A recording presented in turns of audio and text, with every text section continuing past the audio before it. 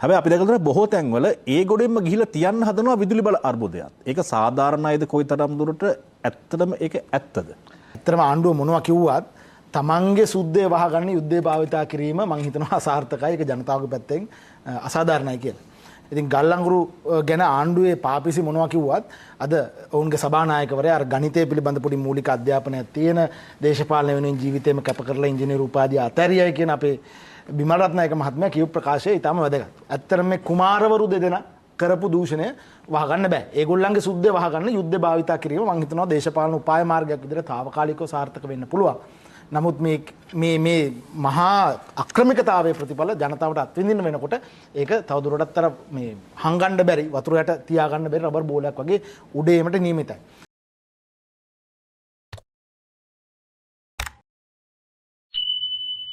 දැන් ඇත්තටම ආණ්ඩුව මොනවා කිව්වත් තමන්ගේ සුද්ධේ වහගන්න යුද්ධේ භාවිතා කිරීම මම හිතනවා අසාර්ථකයි. ඒක ජනතාවගේ පැත්තෙන් අසාධාරණයි කියලා. ඉතින් ගල්ලංගුරු ගැන ආණ්ඩුවේ පාපිසි මොනවා කිව්වත් අද ඔවුන්ගේ සභානායකවරයා අර ගණිතය පිළිබඳ පොඩි මූලික අධ්‍යාපනයක් තියෙන දේශපාලන වෙනුවෙන් ජීවිතේම කැප කරලා ඉංජිනේරු උපාධිය අතහැරියයි කියන අපේ බිමල් රත්නායක මහත්මයා කියපු ප්‍රකාශය ඊටම වැදගත්. ඔහු පිළි අරගෙන තියෙනවා මෙතන ගල්ලංගුරු වල බරපතල දූෂණ අක්‍රමිකතාවයක් තියෙනවා කියලා. ඉතින් එතනින් එහා පැත්තට ආණ්ඩුව කොච්චර ඉන්න පාපිසි ප්‍රමාණය කොච්චර කෑ ගැහුවත් දැඟලුවත් ඇත්තටම මේ කුමාරවරු දෙදෙනා කරපු දූෂණය වහගන්න බෑ. ඒගොල්ලන්ගේ සුද්ධේ වහගන්න යුද්ධ භාවිතා කිරීම මම හිතනවා දේශපාලන උපාය මාර්ගයක් විදිහට తాවකාලිකව සාර්ථක වෙන්න පුළුවන්. නමුත් මේ මහා අක්‍රමිකතාවයේ ප්‍රතිඵල ජනතාවට අත්විඳින්න වෙනකොට ඒක තවදුරටත් අර මේ හංගන්න බැරි වතුර යට තියාගන්න බැරි රබර් බෝලයක් වගේ උඩේමට නියමිතයි. මම මේ කාරණේ මේ ප්‍රශ්නෙට එක්තරා ප්‍රවේශයක් ගන්න. දැන් ඉතාම දීර්ඝව තාක්ෂණික කාරණා කතා කරන්න අවශ්‍ය නැහැ. අශෝක බෙගුණවර්ධන මහත්මයාත් විදුර රල්පනාව මහත්මයාත් මෙතන ඉන්නවා. මේක ගැන මට වඩා හොඳට විස්තර කරන්න පුළුවන්. දැනට මගේ පෞද්ගලික ගණන් හැදීම අනුව රුපියල් බිලියන 114ක් පමණ ඇත්තටම මේ අවුරුද්දේ මේ කුමාර ස්ක්වෑඩ් මේ කුමාරවරු දෙන්නගේ සුද්ධ හින්දා රටට පාඩු වීමට නියමිතයි. මේ ගල්ලංගුරු සහ ගල්ලංගුරු හින්දා ඇති වෙන තාප විදුලි ජනන අවශ්‍යතාවයේ හින්දා අපිට දරන්න වෙන්න තියෙන මිල. ඉතින් ඇත්තට මේ මිල ගණන් හැදුවේ ඩීසල් එකකයක් රුපියල් 65යි කියලා ගණන් හදලා. නමුත් දැන් මේ වෙන විට තෙල් අර්බුදයේ හින්දා මේ මිල තව ඉතාම විශාල ප්‍රමාණයකින් වැඩි වෙන්නට පුළුවන් මේ අවුරුද්දේ. කුමාරවරු ගැන තමයි මෙතුමා නියෝජ්‍යමතුමායිද? කුමාරවරු දෙන්නගේ නියෝජ්‍යමතුමායි නෙමෙයි. ඇත්තටම පළවෙනි කුමාරයා අනුකුමාර දිසානායක ජනාධිපතිතුමා, දෙවෙනි කුමාරයා කුමාර ජයකොඩි ගරු ඇමතිතුමා. ඉතින් ඔවුන් දෙදෙනාගේ අනුමැතියකින් තොරව විශේෂයෙන් ජනාධිපතිවරයාගේ අනුමැතියකින් තොරව මේ කිසිදු ගනුදෙනුවක් වෙන්න බෑ. මේ සියලුම ටෙන්ඩර් ප්‍රදානයටපත් කරේ මේ කැබිනට් තීරණ ගත්තේ ජනාධිපතිතුමාගේ ප්‍රධානත්වයෙන්. ඔහු මේ අක්‍රමිකතාවයට මේ දූෂණයට මේ හොරකමට මූලිකව වක් කියන්න ඕනේ. ඔහු කියනවා නම් එහෙම නැහැ කියලා. එහෙනම් ඔහු ක්‍රියාවෙන් පෙන්වන්න ඕනේ මේ වංචාවට සම්බන්ධ අයට එරෙහිව නීතිමය කටයුතු අරගෙන. දැන් අපි ගිය අවුරුද්දේ ඉඳලා මේ අවුරුද්ද වෙනකන් අල්ලස් කොමිසමේ පැමිණිලි 5ක් ගොනු කරලා තියෙනවා මේ දූෂිත ඇමතිවරයාට විරුද්ධව. ඒ කියන්නේ මේ ගල්ලංගුරු සිද්ධිය සම්බන්ධවම තමයි. මම එතනට එන්නම්. දැන් මම මුලින් ඔබට කිව්වා මදුෂාන් මේ ගණන් හිලාව ඇත්තනම් පොඩ්ඩක් එහෙම වෙන්න පුළුවන්. තෙල් මිලේ වෙනස් වීම, තාප විදුලිය භාවිතා කරන ශීඝ්‍රතාවය අනුව වගේ සාධක අනුව. නමුත් මේ ගල්ලංගුරු මගඩියට බලපාපු බලශක්ති කතන්දරේ මේ එන්වයරන්මන්ට් එක පටන් ගන්නේ මේ ගල්ලංගුරු මගඩිය හැදෙන්න ටික කාලයකට කලින්. ඒක මුලින්ම පටන් ගන්න 2024 නොවැම්බර් 14 වෙනිදා. නොවැම්බර් 14 වෙනිදා මම ගාව ලියකියවිලි තියෙනවා ඔබතුමාට අවශ්‍ය නම් මට පෙන්වන්න පුළුවන්. විදුලි බල මණ්ඩලයේ පද්ධති කළමනාකරු ලිඛිතව දන්වනවා පද්ධතිය අස්ථාවරයි, පද්ධතියේ අර LF අර රිලේ සිස්ටම් එක අතන එක අප්ඩේට් කරන්න ඕනේ, සහ පද්ධතියේ තව ප්‍රශ්න ටිකක් තියෙනවා, බැටරි පද්ධති ගේන්න ඕනේ. එහෙම නැත්නම් මේක පද්ධතිය කඩාගෙන වැටෙන්න පුළුවන් කියලා. ඒතර නොවැම්බර් 14 වෙනකොට විදුලි බල මණ්ඩලයත් අමාත්‍යාංශයත් ඔය කියන අර ජූනියර් කුමාරයාත් දන්නවා මෙතන ප්‍රශ්නයක් තියෙනවා කියලා. නමුත් මේ ප්‍රශ්නෙට විසඳුමක් හොයන්න පියවර ගන්න නැහැ. හැබැයි පෙබරවාරි 9 වෙනිදා මෙන්න මේ කියන බලශක්ති බිඳ වැටීම වෙනවා. රටේම විදුලිය කඩාගෙන වැටෙනවා. ඒ වෙලාව අපිට කියන සූර්ය බලශක්තිය තමයි මේකට හේතුව කියලා.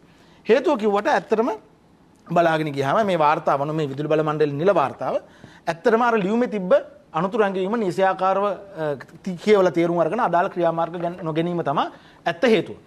නමුත් රිලව වැදුන එක නෙමෙයි දෙවෙනි එක. දෙවෙනි බිඳ වැටීම. මේ පළවෙනි පෙබරවාරි 9 වෙනිදා. පළවෙනි ආන්දෝලන බිඳ වැටීමනේ අර වඳුර පැනපු වඳුර මේ වඳුර පැන්න එක. මේ වඳුර පැන්න එක. අපිට වඳුරන මදුෂන් මේ අපි දෙවෙනි මාසේ 11 වෙනිදා මේ බිඳ වැටීමෙන් දවස් 2කට පස්සේ අල්ලස් කොමිසමට බාර දෙනවා. ඒ බිඳ වැටීම හින්දා ආසන්න වශයෙන් රුපියල් බිලියන 8.4ක පමණ පාඩුවක් ඇති වෙලා තියෙනවා. කරුණාකරලා මේකට පියවර ගන්න. මේ ලෑස්ති වෙන්නේ අනාගත හදිසි විදුලි මිලදී ගැනීමකට අවශ්‍ය පසුබිම හදා ගන්නයි කියලා. මේ අද වෙලා තියෙන අර්බුදය තමන්ගේ වාසියට ක්‍රියාත්මක කරන්න මේ අමාත්‍යවරයා පියවර ගන්න උත්සාහ කරනවා. ඒක ප්‍රතිඵලයක් තමයි මේ බිඳ වැටීමට ඉඩ හැරීම. ඒකින්ද පියවර ගන්නයි කියලා ඉල්ලනවා. පළවෙනි අල්ලස් කොමිසමේ පැමිණීම.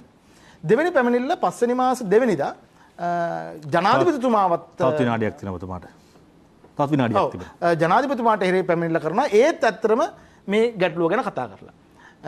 ගල්ලංගුරු ටෙන්ඩරය ප්‍රදානය කරලා දවස් 2-3කින් අපි නැවතත් පැමිණිල්ලක් කරනවා. පොහොර සංස්ථාවේ අක්‍රමිකතාවයකට භාජනය වෙච්ච මේ අමාත්‍යවරයා මේ කටයුත්ත කරනවා. මේක ඇත්තටම තමන්ගේ මඩිය තරක් කරගන්න කරන කටයුත්තක් වෙන්න පුළුවන්. කරුණාකරලා මේක ඉන්වෙස්ටිගේට් කරලා පියවර ගන්න. එහෙම නැත්නම් රට බලශක්තිය අර්බුදයකට යන්න පුළුවන් කියලා.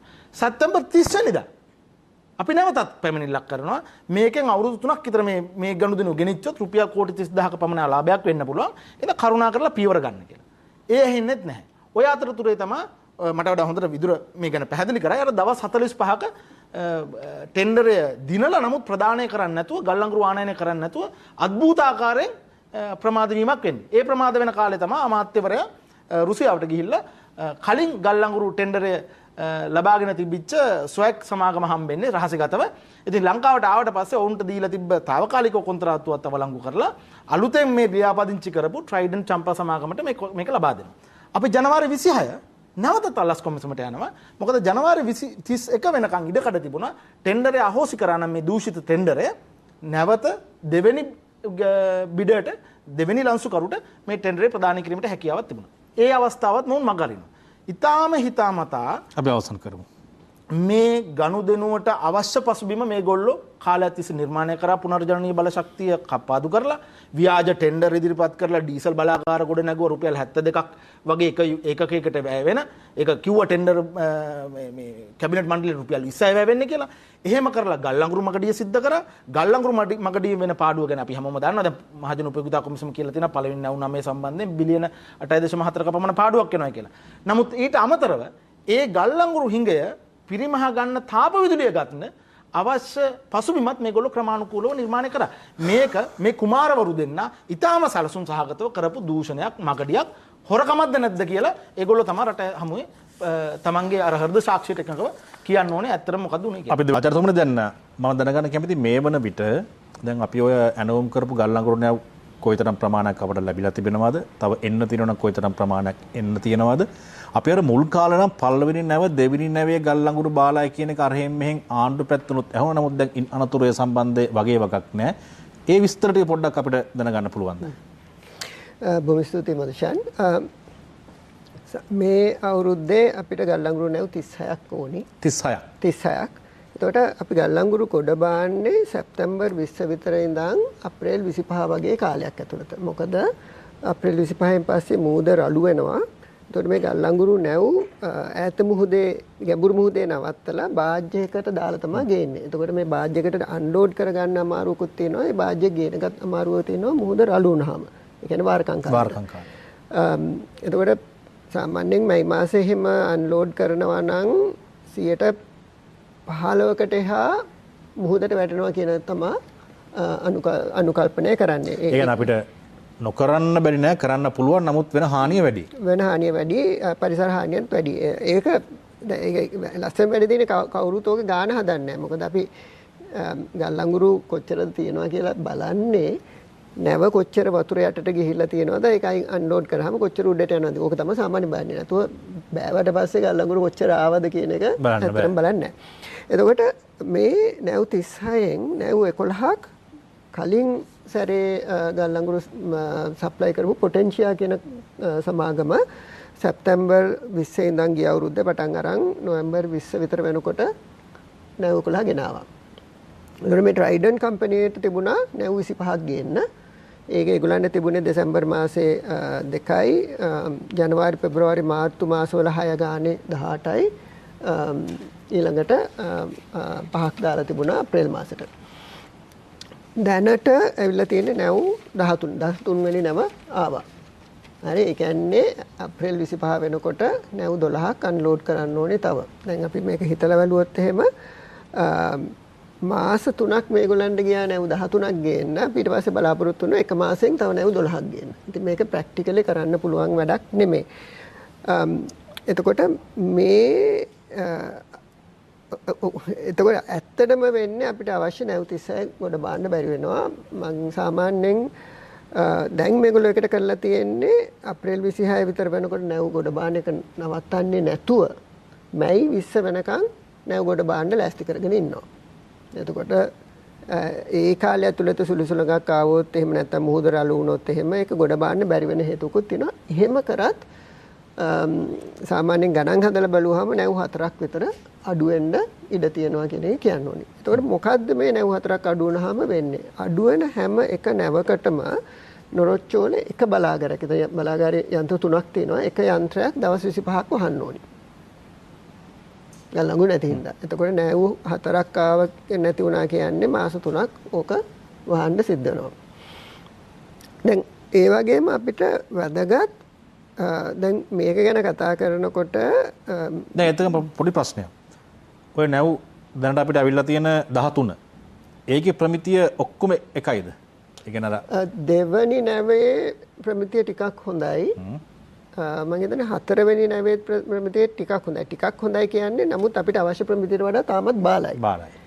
ඉතුරු නැව් 11 13 ගැන මට කියන්න බෑ. ඒක තාම ගොඩ බාලා නැහැ. නමුත් ඉතුරු නැව් 10ම ඇත්තටම ප්‍රමිතිය ඉතාම සෞත්තුයි. පැහැදිලිවම කියන්න ඕනි. දැන් මේ දවස්වල ජනනය බැලුවොත් එහෙම මෙගාවොට් 180ක් විතර අඩුවෙන් තමයි දුවන්නේ. 150ත් 180ක් වගේ ජනනය අඩු වෙනවා. 180ක් කියන්නේ කොච්චරද කියන එක අපි කල්පනා කරොත් එහෙම විදුලි බල මණ්ඩලය දැන් විදුලි බල මණ්ඩලයක් නැහැ. නමුත් විදුලි බල මණ්ඩලයේ තිබුණු ලොකුම තාප බලාගාරය කැලණිතිස්ස බලාගාරය. ඒකෙන් ජනනය කරන්නේ 150යි. එතකොට මේ කැලණිතිස්ස බලාගාරයේ අපි දිගටම දුවන්න ඕනේ මේ ගල්ලංගුරු බලාගාරයේ අඩුව පිරිමහන්න විතරක් මේ තෙල් නැති අවස්ථාවේ.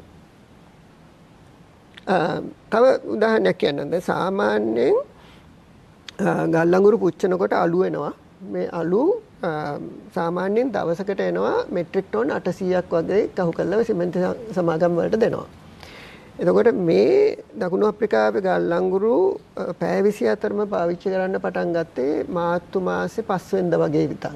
අර කලින්ට ඉවරුණාට පස්සේ දැන් යන ප්‍රශ්නයක් එන්න පුළුවන් නේ මේක පාර මොකද්ද කියලා මේ වෙන්නේ. ජනවාරි ඉඳන් මාර්තු වෙනකොට යාර හැම නැවෙම පැය 10ක් විතර එක දවසක දාලා බැලුවා මොකද වෙන්නේ කියලා. ඒකෙන් තමයි අපි දන්නේ මේ ප්‍රමිතිය පිළිබඳ ගැටලුවක් තියෙනවා. එතකොට මැයි මාසේ 5 වෙනිදා විතර ඉඳන් මේ අලු නිපදවන ප්‍රමාණය කොච්චරද කියලා බැලුවොත් එහෙම මාර්තු මාසේ 5 ඉඳන් මාර්තු මාසේ 5 ඉඳන් අර මෙට්‍රික් ටන් 800 දැන් වැඩිලා තිනවා මෙට්‍රික් ටන් 1500 ඉඳන් 1800 දක්වා. ඒ කියන්නේ දෙගුණයකට එහා. දෙගුණයකට එහා. දැන් ඒකම ඇති මේ ගල්ලංගුරු වල ප්‍රමිතිය නෑ කියලා කියන්නේ. එතකොට මේකේ කොච්චර ජනනය වෙනවද නම් මනම් කතන්දර ඕනේ නෑ. නියෝජ්‍ය අමාත්‍යවරයා එක්තරා තැනක පළ කරපු අදහසක් තිබෙනවා. ඒ අදහසට එන්න කලින් මම දැන් මේ විෂය පිළිබඳ දන්න කෙනෙක් නෙවෙන නිසා මම හොයලා බැලුවා මේ මෙතන ඉඳගෙන මාර්තු මාසෙ ඉඳගෙන ආපස්සට මාස 4කට හැම දවසම 25 වෙනිදාට ගිහිල්ලා බලලා මේ නොරොච්චෝලෙන් පද්ධතියට එකතු කරන ප්‍රමාණය. ඒ ප්‍රමාණය බැලුවට පස්සේ දැන් 2025 11 25 මෙගාවොට් 762ක් 802ක් වගේ අතරක දීලා තියෙනවා. 2025 12 වෙනි මාසේ 25 වෙනිදාත් ඒ හා සමානව. පළවෙනි මාස 25 වෙනිදාත් ඒ හා සමානව. මේක එකපාර අඩු වෙලා තියෙනවා මාර්තු 25 අපි දැන් ගිහින් බැලුවට පස්සේ. ඒ අඩු වෙලා තියෙනවා අර ඔබතුමා කිව්ව විදිහට 762ක් 802ක් වගේ අතර දුන්න එක එකපාර 640ක් 660ක් වගේ ප්‍රමාණ අඩු වෙලා.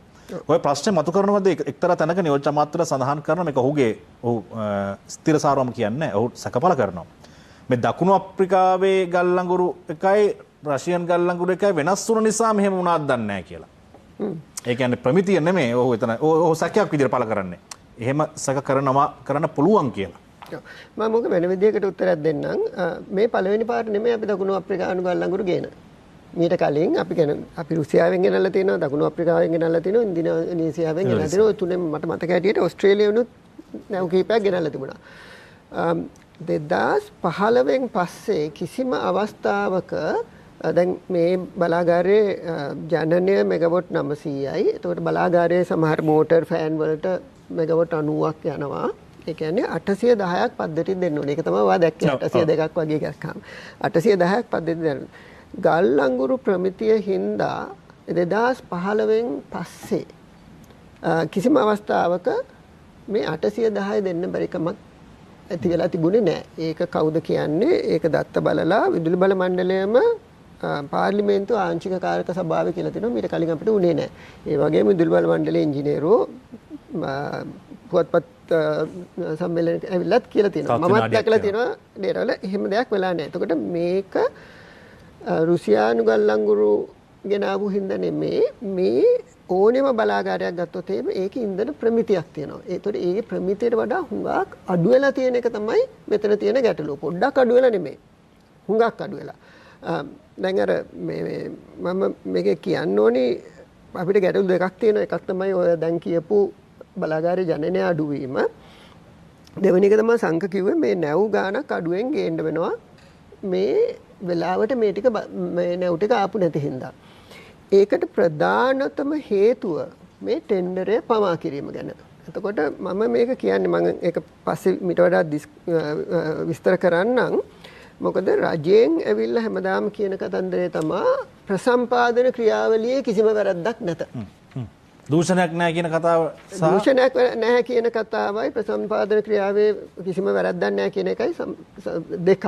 මොකද අපි රජයෙන් බලාපොරොත්තු වෙන්නේ දූෂණය නැති කිරීම විතරක් නෙමෙයි කාර්යක්ෂමව හරි දේ හරි වෙලාවට කිරීමත් බලාපොරොත්තු වෙනවා.